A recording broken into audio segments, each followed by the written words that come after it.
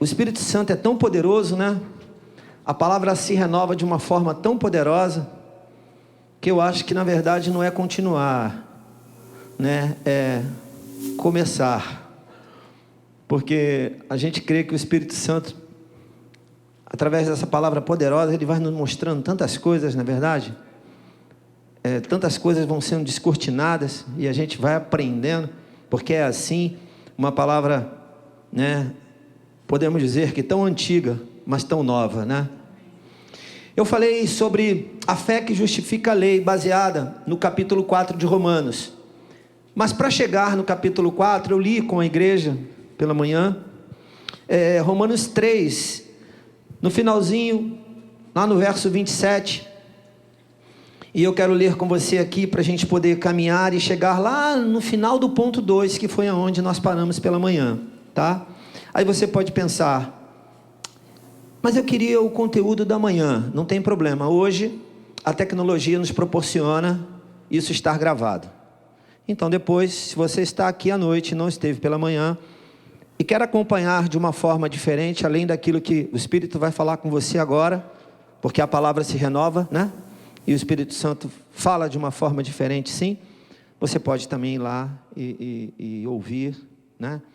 Mas aqui Paulo, para falar o que ele ia falar no capítulo 4, eu queria só trazer aqui o verso 27 até o 31 do capítulo 3, porque Paulo, como eu falei de manhã, o apóstolo Paulo, ele teve um grande desafio em poder trazer essa mensagem para a igreja de Roma, e com certeza, na minha percepção, foi com grande sabedoria que ele fez isso. Ele não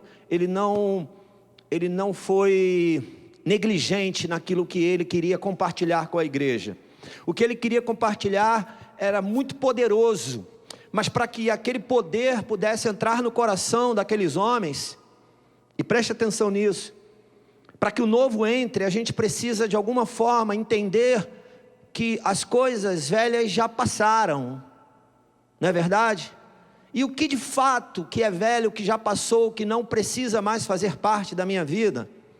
Então Paulo precisou ser inteligente, sábio, em poder trazer a mensagem de algo que era antigo, vamos usar esse termo que fica assim mais antigo, que era importante, que tinha sido muito importante, que ainda era importante, mas que agora tinha se tornado menor, porque o que Paulo queria mostrar para aquela igreja era que na verdade não era mais pela lei, mas era pela justificação, a justificação pela fé em Cristo Jesus.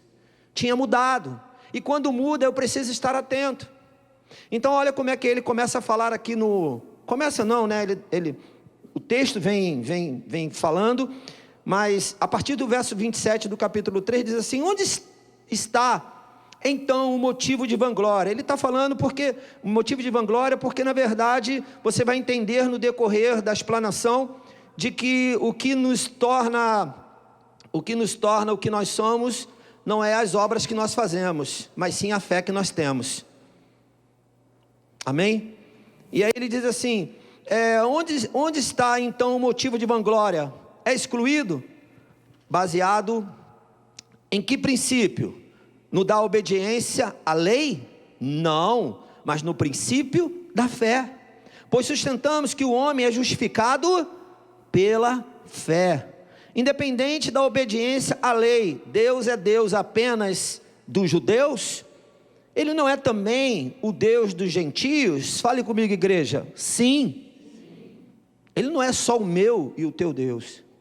Ele é o Deus daquele que até agora ainda não entendeu quem é Deus. Ele é Deus deles também, né? E aí ele precisa falar isso, e a gente vai entender por quê. Ele não sim, dos gentios também, visto que existe um só Deus, que pela fé justificará os circuncisos e os incircuncisos. Anulamos então a lei pela fé? De maneira nenhuma. Ao contrário, confirmamos a lei. Fale comigo, a lei, ela é importante, mas viver pela fé é mais importante. Amém? Hoje nós temos esse entendimento, mas esses homens que viveram naquela época, eles não tinham esse entendimento. A lei para eles era tudo. A lei para eles não era só apontar o pecado, a lei para eles era tudo. Então, a gente precisa entender que Paulo começa a falar o capítulo 4, porque ele precisa explicar para um povo que vivia debaixo da lei, debaixo da orientação da lei, apesar de não cumprir a lei, apesar de não terem capacidade de cumprir a lei. Nós não temos a capacidade de sermos fiéis à lei, não temos.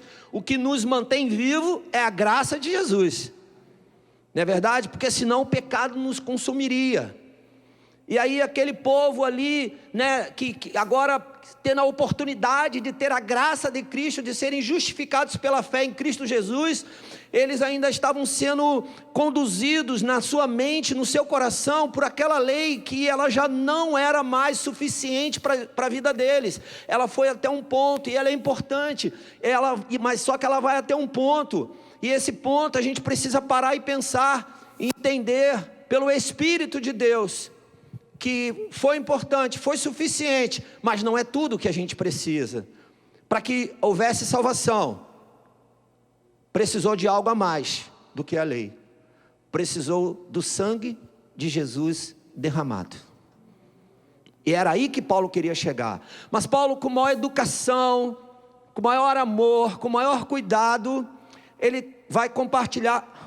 Obrigado, Zé. Ele vai compartilhar de uma história lá de trás, para um povo que estava acostumado a ouvir aquilo que ele estava falando. Olha que sabedoria. Nós precisamos entender de que não adianta, eu até falei de manhã, eu vou repetir, às vezes a gente quer enfiar Jesus pela goela do outro, mas cuidado, porque ele pode se engasgar. Ele pode não estar preparado para receber aquilo que eu já tenho, que você já tem. Imagina você dizer para aquele que não conhece o Espírito Santo, e dizer para ele, você tem que viver pelo Espírito. Ele vai dizer, que Espírito? Que Espírito é esse? Eu tenho um Espírito aqui dentro de mim, aqui uma alma aqui dentro de mim, um Espírito. Ele não vai entender. E aí Paulo, com toda a sabedoria, porque ele era um homem sábio, ele era um homem inteligente, se tornou mais sábio, por conta de ter agora o Espírito Santo na vida dele, de ter a vida de Cristo. Teve um encontro com Jesus, e a vida dele foi transformada. Ele era um homem inteligente, ele era um homem culto, mas ele ficou agora sábio. A sabedoria de Deus entrou na vida de Paulo, e ele vai pregar para essa igreja, ele vai falar para essa igreja, e ele precisa falar da justificação pela fé em Cristo. Mas antes dele falar, ele usa algumas figuras e um caminho para alcançar o coração daquele povo. Que coisa linda, que coisa linda. Existe um caminho que a gente pode fazer com sabedoria para alcançar o coração daquele que ainda não crê. Posso ouvir um amém? E aquele que já foi justificado pela fé, que tem a presença do Espírito Santo, precisa pedir sabedoria ao Senhor, que sou eu e você. A igreja de Cristo, ela precisa ser diferente nessa terra, porque é ela que tem o Espírito Santo, e é ela que vai levar a mensagem de salvação, né? É a igreja de Cristo, sou eu e você, é onde nós estamos. E nós não vivemos mais debaixo da lei, nós vivemos debaixo do Espírito Santo de Deus, vivemos pela fé. E aí ele começa o capítulo 4, deixa eu caminhar aqui. O capítulo 4, eu separei em 4 pontos, e aí eu vou caminhar e eu vou adiantar um pouco mais até o segundo ponto, tá? No verso 1 do capítulo 4 diz assim: portanto, que diremos do nosso antepassado Abraão? Aí ele começa a falar de uma figura de um homem que foi importantíssimo para a vida pela fé. Um homem que foi chamado para construir uma história. Então olha o exemplo que ele usa para aquele povo que conhecia muito bem o pai Abraão, mas que agora precisava conhecer Jesus Cristo. Jesus Cristo era o Senhor. O pai Abraão foi um grande homem e uma grande referência de homem de fé nessa terra. Jesus era do céu, veio como homem e vai nos levar de volta para o céu. Abraão não ia levá-los para o céu, mas ele pega a figura de Abraão e fala: portanto, que diremos do nosso antepassado Abraão? Se de fato Abraão foi justificado pelas obras, ele tem do que se gloriar, mas não diante de Deus.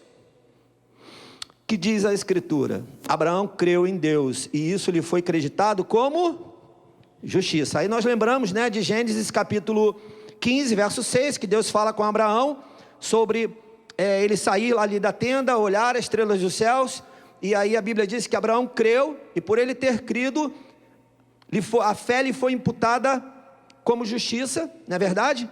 E aí ele teve a sua vida transformada, e a sua mente transformada, e a sua forma de ver naquele momento transformado também, porque até então Abraão era um homem que vivia pelas obras. E aí o texto está dizendo aqui, olha o que o texto está dizendo: se de fato Abraão foi justificado pelas obras, ele tem do que se gloriar, mas não diante de Deus. As tuas obras e o que nós fazemos, elas são importantes. Posso ouvir um amém? Ela é importante, o teu trabalho é importante, mas o que te justifica é a fé em Cristo Jesus. E a gente precisa entender isso. E Paulo estava tentando falar isso para aquela igreja, e dizer, olha, Abraão foi o pai da fé, e as obras dele foram de extrema importância, porque de fato ele peregrinou sobre a terra, ele andou, ele construiu coisas, ele fez muitas coisas, mas ele também entendeu que agora a vida dele não era mais pelas obras, era pela fé. E aí Paulo pega essa história e mostra para aquele povo que ainda queria viver pelas obras. Então nós não somos salvos pelas obras, nós somos salvos pela fé em Cristo Jesus.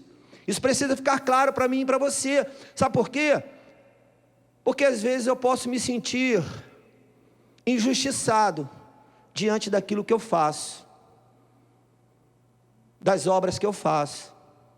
Se alguém de repente não bater no teu ombro e dizer, poxa, parabéns pelo que você faz, pode ser que você se sinta injustiçado e fique triste com Deus.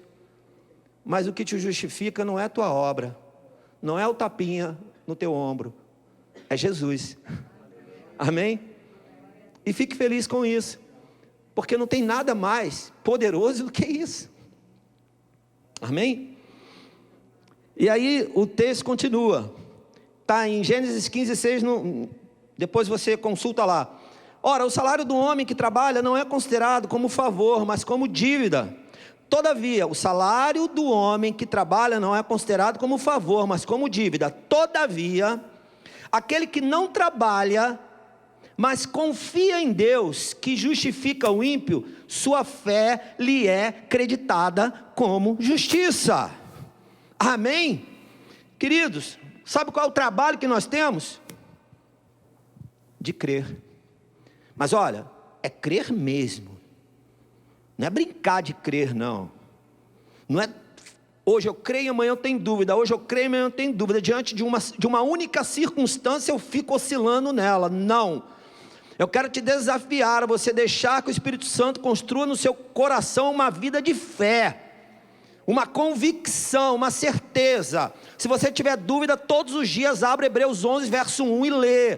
Todos os dias. E se quiser um pouco mais, vai continuando lendo.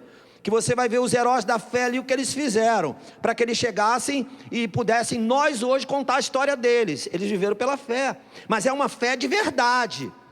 Não é uma historinha, não é uma coisa virtual, não é uma utopia. É algo real, que faz você enxergar o que os teus olhos não veem.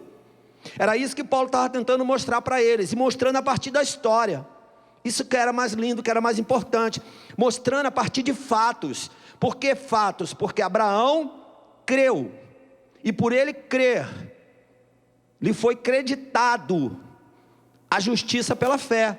Ou a fé entrou no coração dele. A partir daquele momento ele começou a não ver mais as obras que ele fazia, mas ele começou a enxergar pela fé. Você imagina um homem que construiu, que foi Abraão. Ele construiu tanto antes quanto depois.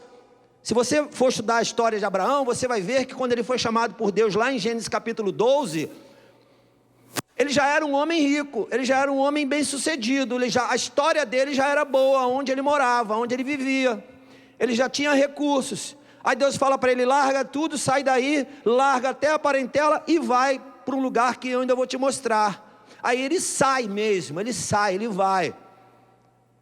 Em Gênesis 15, 6, eu acho que ali foi um momento assim, onde Abraão ainda não conseguia crer totalmente, porque acontece comigo e com você, chega um momento da nossa vida que a gente não consegue crer totalmente, mas ali ele estava tão sensível à voz de Deus, e eu até brinquei aqui de manhã, como é que deve ter sido essa voz? Eu acho que vale a pena a gente chegar lá no céu e perguntar a Abraão, como foi a voz que ele ouviu? porque ele tinha tudo para não ouvir a voz de Deus, a voz do Espírito de Deus. Ele tinha tudo para não ouvir. Você concorda comigo?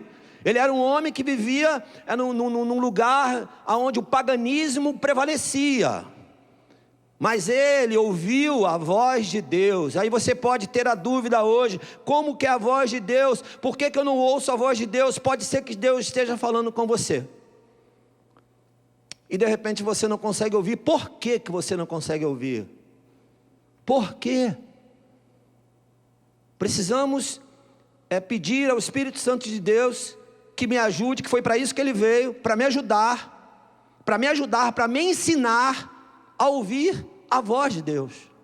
Porque ele tem uma voz, você crê nisso? Ele tem uma voz, a voz dele é audível. Pode não ser o som que está saindo agora desse microfone, mas ela vai entrar no teu coração de uma forma audível. Ela vai penetrar na tua alma, no teu espírito, e você vai saber que não é o Lúcio, mas que é Deus falando com você.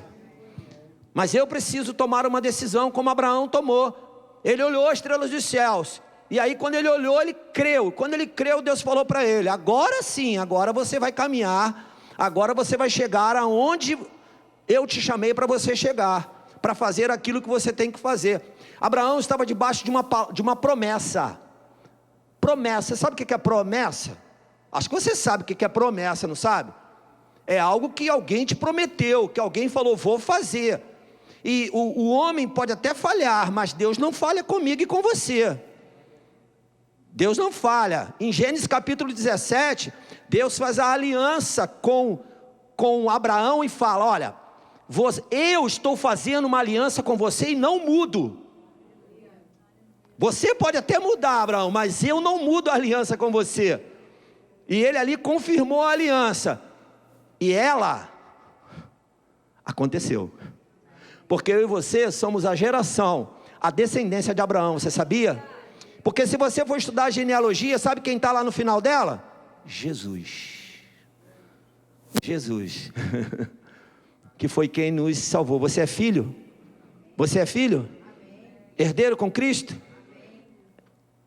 A promessa te alcançou, ela já se cumpriu. Agora tem uma outra promessa: Jesus voltará. E quando ele voltar, aí se cumpre totalmente a promessa. Aí não tem mais promessa, porque você vai morar no céu, e lá no céu não precisa mais de promessa. Amém? Então o texto aqui continua, aí ele fala: todavia aquele que não... Aí o verso 5, o verso 6, ele fala de Davi. Davi diz a mesma coisa quando fala... Davi diz a mesma coisa quando fala da felicidade do homem a quem Deus acredita justiça independente de obras. É claro, né? Homens de Deus é o mesmo Espírito, e a mesma coisa sai da boca dos homens de Deus. A verdade é essa. Aí ele fala, o verso 7 e o verso 8 de Romanos capítulo 4 é a repetição do Salmo 32. O verso 1 e o verso 2 do Salmo 32. Então Davi lá no Salmo 32 ele fala exatamente o que está escrito aqui: como são felizes aqueles que têm suas transgressões perdoadas, cujos pecados são o quê? Apagados. Presta atenção nisso, meus amados e amadas, prestem atenção nisso. Como são felizes. Felicidade é um estado de espírito, que é de dentro para fora, que não é pelos prazeres do mundo, é algo que está dentro. A felicidade que a Bíblia cita, ela nunca vai ser relacionada a algo externo, é sempre algo interno, é sempre que é de dentro para fora, é pelo Espírito.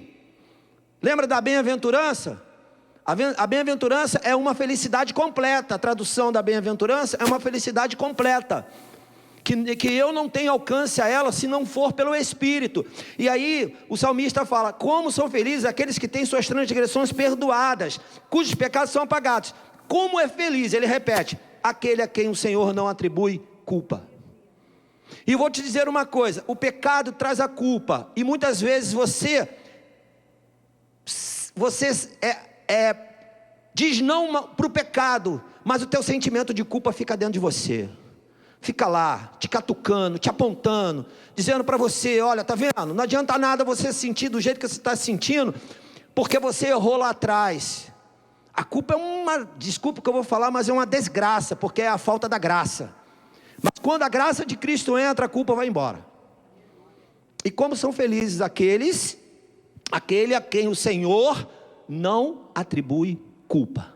E quando o Senhor bota a mão e tira a culpa, a boa notícia é: chega de mimimi. Não dá mais para ficar de mimimi. Não dá mais para ficar, sofrência, lamento. Chega, não dá mais. É levantar a cabeça e partir. E ir. Porque o Senhor tem sempre algo novo para mim e para você, não tem? A culpa, ela te para, ela te estaciona, ela deixa você ali paralisado, reclamando, murmurando, sofrendo, enquanto a história está indo. Então o Senhor, Ele tira a culpa. É Ele que tira. Olha o texto, como é feliz aquele a quem o Senhor não atribui culpa. Se Ele não atribui, ninguém mais pode te culpar de nada. Nenhum dedinho pode te culpar, nem teu irmão, nem teu marido, nem tua esposa pode te culpar de nada, tá bom? Inclusive, deixa eu tirar meu dedinho aqui, senão pode achar que eu estou apontando para você alguma coisa. Vamos dar sequência. Abraão, aí eu vou ler para você aqui. Abraão não pôde se vangloriar de suas obras, pois Deus o estabeleceu pela fé e não pela lei. Ele entendeu isso, ele descortinou a visão dele, abriu. Ele entendeu que por mais que eu faça, a minha fé não vem disso, a minha fé vem do Senhor.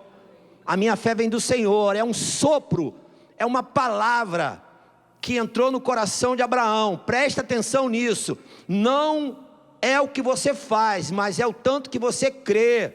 Agora, quando você crê, eu, Lúcio, acredito que eu vou querer fazer coisas. E vou fazer, porque eu amo fazer, porque agora eu vivo pela fé, eu quero ver as coisas construídas, amém? Então, por isso que a gente faz tudo o que a gente faz. Por isso que a gente tem voluntários na igreja. Pessoas que trabalham, que se dedicam, sem um salário, sem ter o tapinha nas costas, e sem precisar de se vangloriar, porque faz pela fé, amém? Faz pela fé. A igreja é o órgão mais vivo nessa terra, mais vivo do que eu e você, porque a igreja é o corpo de Cristo, o qual Cristo é o cabeça. Se eu e você não fizermos nada, Cristo vai continuar fazendo. Mas sabe o que é bom? O bom é que eu e você, quando vivemos pela fé, nós fazemos junto com Cristo. E Ele é o cabeça, e Ele vai coordenando, e Ele vai gerenciando, e Ele vai dizendo o que é e o que não é. E eu vou vivendo pela fé em Cristo. Quando a fé lhe foi creditada a Abraão como justiça, ele passou a ver a promessa. Isso aqui eu falei de manhã, eu quero ressaltar de novo aqui. Olha, por que não enxergamos a promessa? O que te impede de ver a promessa? O que impediu Abraão de ver a promessa? De Gênesis 12 até Gênesis 15. Você consegue avaliar? Os estudiosos dizem que o tempo foi grande, que foi um tempo grande, não foi uma semaninha, um mesinho, não. Foi um tempo grande, que Abraão caminhou até que Deus precisou novamente encorajá-lo, chamar a atenção dele e falar: olha a promessa, Abraão, a promessa fui eu que te dei, então vem cá, olha agora, com os teus olhos naturais, veja o que você está vendo. E ele viu as estrelas. Quando ele viu as estrelas, aí ele creu. Alguma coisa aconteceu, e é assim que acontece comigo e com você. Às vezes nós estamos debaixo de um marasmo, de uma pressão, ou de uma tentativa de nos oprimir. Você precisa estar atento e ligado no Espírito, porque num estalar de dedos, entenda, tá? O Espírito Santo vai no teu coração, e você vai descortinar e vai entender: não é por mim, é pela fé. Não é pela minha força, não é pela minha força, é pela fé. Aí você levanta a sua cabeça e vai fazer. Quando você levanta e vai fazer, você sai daquele estado que você se encontrava, porque é assim que funciona. Que coisa interessante. Quem vive pela fé vai passar pelos mesmos problemas daquele que não vive, mas a diferença é que quem não vive para, quem vive continua andando, vai andando, continua andando, perseverando, e aí chega onde tem que chegar, que é o lugar da promessa. Quando Abraão recebeu a palavra do Senhor, os seus olhos se abriram e ele viu a promessa. Quando ele viu a promessa, ele falou assim: opa, não tem jeito, é comigo mesmo, então deixa eu seguir agora. Aí ele segue. Aí no capítulo 17 de Gênesis, você vai encontrar Deus fazendo aliança com Abraão. Por quê? Porque agora encontrou em Abraão um coração cheio de fé. Às vezes a gente fica limitado naquilo que a gente acha que Deus pode fazer por nós. Mas quando Ele encontrar fé no teu coração, se prepare. Se prepare, estou te falando. Se prepare pelo que Ele pode fazer. Basta Ele encontrar uma fé maior que um grão de mostarda. Do tamanho de um grão de mostarda, Ele já faz um arraso. Imagina se for maior do que um grão do tamanho de uma mostarda. O que Ele pode fazer comigo e com você? E aonde Ele pode nos levar? Quantos coxos vão ser curados diante de nós? Quantos cegos vão ser curados diante de nós? Quanta depressão será curada diante de nós? Quanto medo vai embora diante de nós? Somente por crer. Amém? Era onde Paulo queria chegar, no coração daquele povo que estava engessado. Eles estavam oprimidos pela lei. Não que a lei fosse ruim, mas a lei os oprimiu. A lei deixou eles parados, paralisados. E o pior, eles não conseguiam cumprir aquela lei. Imagina o desespero que deve ser para quem é íntegro, para quem é inteiro, não conseguir cumprir aquilo qual foi determinado para a sua vida. Você que é uma pessoa inteira, você que é uma pessoa íntegra, você que é uma pessoa de valor, uma pessoa respeitosa, uma pessoa valiosa, uma pessoa que ama cumprir com as suas obrigações. É muito ruim quando não se consegue, não é verdade? É muito ruim. Eu fico imaginando, Paulo estava tentando exatamente desconstruir a opressão que estava no coração daquele povo, trazendo para eles a justificação pela fé, e que não dava mais trabalho, bastava crer, bastava ter um coração transformado.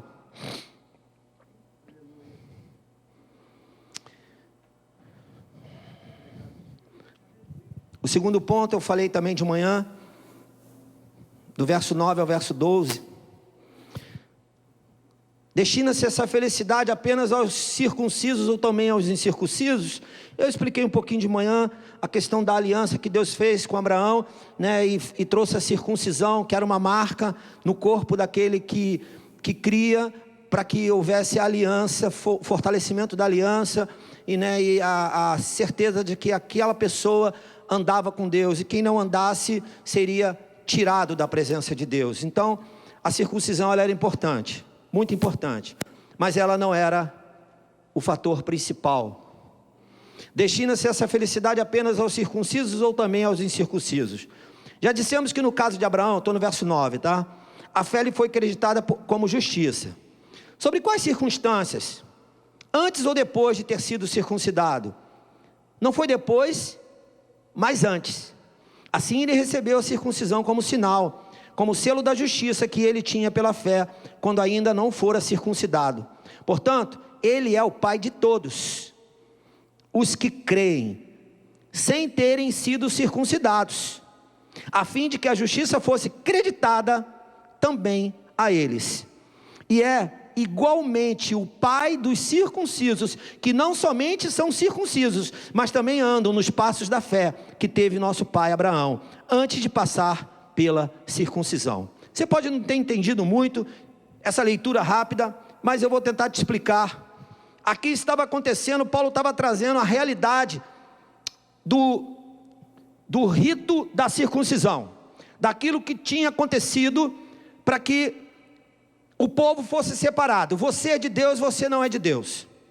E isso foi uma realidade, isso foi um fato, e isso de fato aconteceu, e as pessoas vieram dizendo: olha, esse é de Deus, esse não é, porque esse é circuncidado, esse é marcado no seu corpo, e esse não era. Paulo estava lidando com dois tipos de público, e a Bíblia relata isso: os judeus e os gentios. Então ele precisava mostrar a circuncisão, porque até aquele momento eles ainda consideravam que existia um povo de Deus e o outro povo não podia ser de Deus. Mas o próprio texto, Paulo diz para eles: Abraão, ele foi justificado pela fé, lhe foi imputada a justiça pela fé ao seu coração, para que ele fosse o pai da fé. Não foi pela lei, foi pela fé. E ele estava tentando mostrar para aquele povo que o que trouxeram para eles até aqueles dias era a lei, mas não era a lei, era a fé. E por isso eles poderiam dizer que eles eram filhos de Abraão, e Abraão era seu pai, mas não por causa da lei, sim por causa da fé. E aí Paulo diz, olha, então o circuncidado ou o não circuncidado, eles têm direito ao mesmo Deus. Ele explana isso para eles. Eu acredito que deve ter sido uma crise para aquele povo que só cria na lei e na circuncisão. Quem era circuncidado, esse era de Deus, quem não era, era gentio. Aí Paulo fala, não, Deus é o Deus de todos. A gente precisa ter muito cuidado, porque Deus não é só Deus meu e teu, Ele é de quem está lá também. Ele é de quem ainda não consegue crer. O gentio não conseguia crer. E o pior de tudo é que Jesus veio para os seus, e os seus, entendeu? Então olha o papel de Paulo, tentando ainda convencer os que se diziam de Deus, que eles, a circuncisão não era o ato maior da vida deles, não era o rito maior. Aí eu escrevi uma frase aqui, para a gente poder pensar. A circuncisão marca o quê? O corpo, né? Então fala comigo, o exterior. A fé marca o interior. A circuncisão, eles precisavam olhar e falar, está circuncidado? Tá, então é de Deus. E a fé? Como é que você diz se é de Deus ou não? E agora? Hoje pela manhã, qual o nome dela? Virgínia, isso?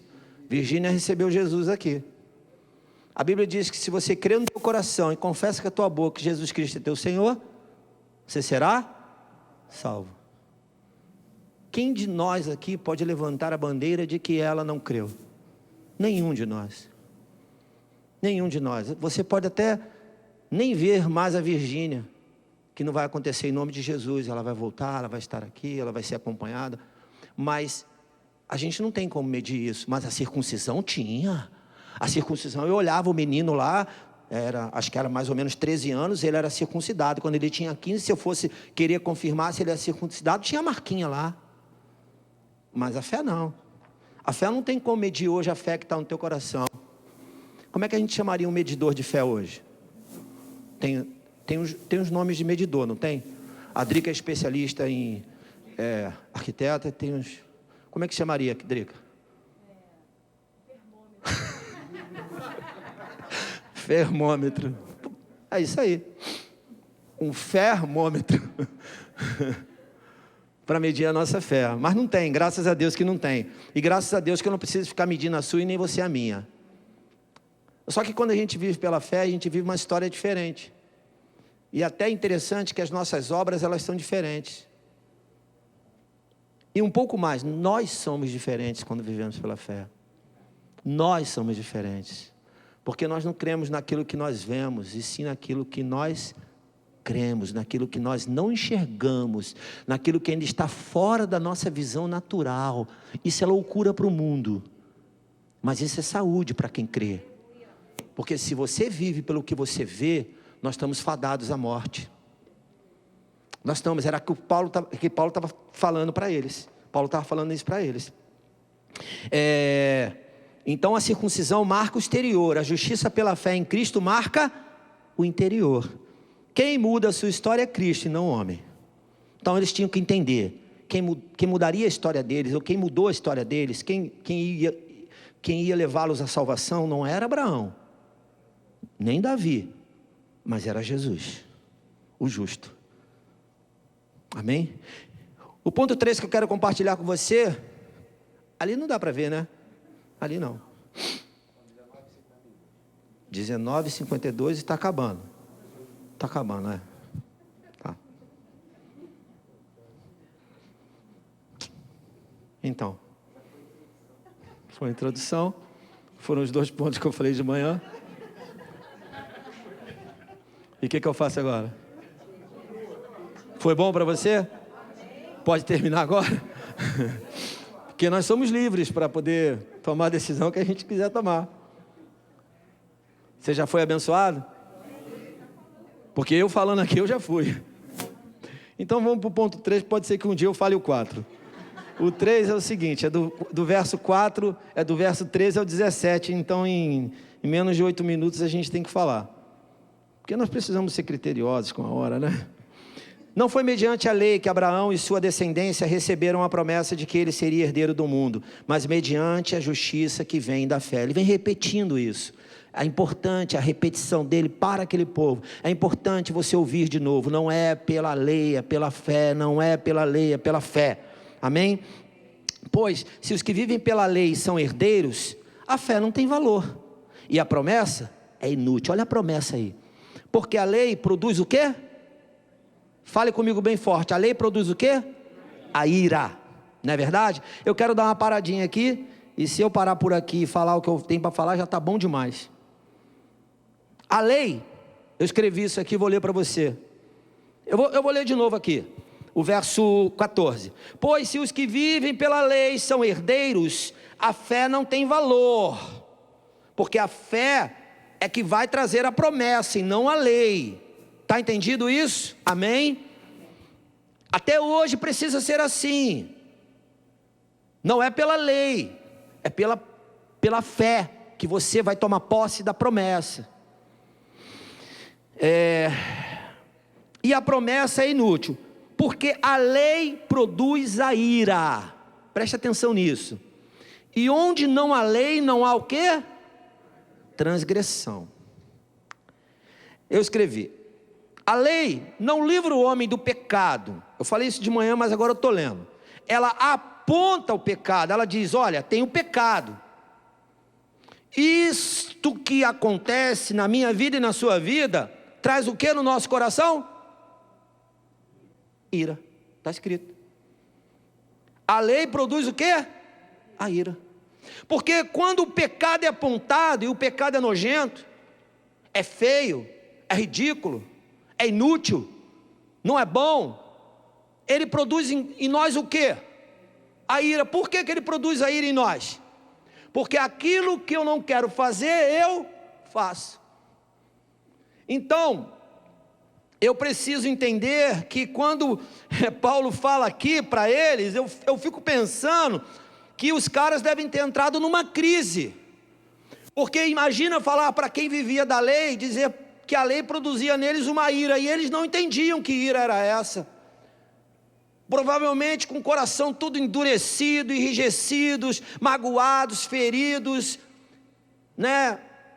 Murmurando e sem saber a solução para as suas vidas, aguardando o Messias já tinha vindo, o Messias estava ali, o Messias agora era uma realidade, eles aguardando o Messias veio para eles e eles não recebeu o Messias, e aí, como é que pode isso? Aí Paulo fala: olha, essa lei que vocês acham que produz vida em vocês, ela não produz vida, ela produz uma ira dentro de vocês.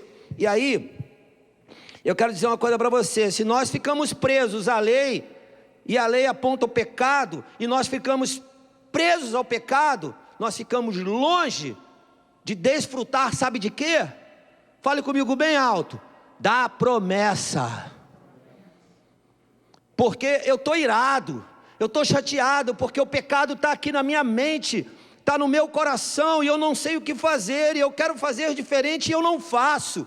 E sabe o que acontece comigo? Eu continuo pecando. Por que a gente continua pecando? Por que aquele povo continuava querendo a lei? Porque eles queriam o pecado, porque o pecado mostrava a lei, a lei mostrava o pecado, e o pecado aguçava dentro dele, porque o pecado muitas vezes traz prazer. Mas a gente precisa deixar que essa lei mostre o pecado, mas que a gente também possa enxergar a justiça pela fé em Cristo Jesus, porque ela vai mostrar o pecado, por isso ela é importante. Mas eu preciso agora entender que se eu continuar no pecado, continuar nas práticas pecaminosas, eu não vou conseguir enxergar, ver, ter o fruto do Espírito de ser paciente, de ser perseverante, de ser, está entendendo? Os frutos do Espírito, eles vão estar longe da minha vida, porque eu vou estar preso ao pecado. Então eu preciso ter a sabedoria em Deus e pedir ao Espírito Santo que descortine os meus olhos, abra meus olhos para eu entender de que o pecado não é bom, ele não pode fazer parte da minha vida. Quem tem que fazer parte da minha vida é Jesus Cristo. É Ele que tem que fazer parte da minha história e da minha vida, e de tudo que eu faço, de tudo que eu realizo, e de tudo que eu construo, e das pequenas coisas, das coisas médias, das coisas grandes. Então eu preciso abrir os meus olhos e o meu coração, e entender que o que me conduz não pode ser o pecado. Olha, e eu preciso tomar muito cuidado, porque às vezes a gente pensa que os anos de vida, né, ele até nos amadurece. Eu creio nisso, que os anos de vida nos traz maturidade, mas não nos traz garantia da salvação. Não nos traz. Os anos de vida podem nos trazer uma inteligência maior, uma sabedoria, mas não nos garante a salvação. O que nos garante a salvação é o Espírito Santo de Deus. E eu preciso estar muito atento, porque às vezes eu estou na igreja, ouvindo a palavra, mas estou com o meu coração endurecido. E eu prefiro dar ouvido ao pecado, ou à lei que aponta o pecado, do que ao próprio Espírito Santo. E muitas vezes eu não quero fazer, sabe por que eu não quero? Porque vai doer. Vai doer mais do que o próprio pecado já está doendo na minha vida. Você imagina Paulo falando para aqueles homens, que eles não sabiam nada do que nós sabemos hoje. O desafio era muito maior do que o que eu estou compartilhando com você aqui hoje, que você já sabe. Você já sabe que Jesus veio, não é verdade? Que Ele morreu por mim e por você, e mais do que isso, Ele ressuscitou ao terceiro dia, Ele está vivo, e Ele voltará. Existe uma promessa escrita em João 14, que Ele voltará. Aquele povo não tinham isso, eles não tinham isso. O que eles tinham era a lei, e um homem falando para eles: olha, não é mais a lei, é a justiça pela fé, em Cristo agora. E que Cristo é esse? Nós estamos aguardando o Messias. Imagina, você consegue imaginar isso? Então é melhor a gente não ficar imaginando muito. O melhor é a gente parar e pensar em nós. Qual o pecado que ainda constrange você, que ainda te paralisa, que ainda rouba o teu coração?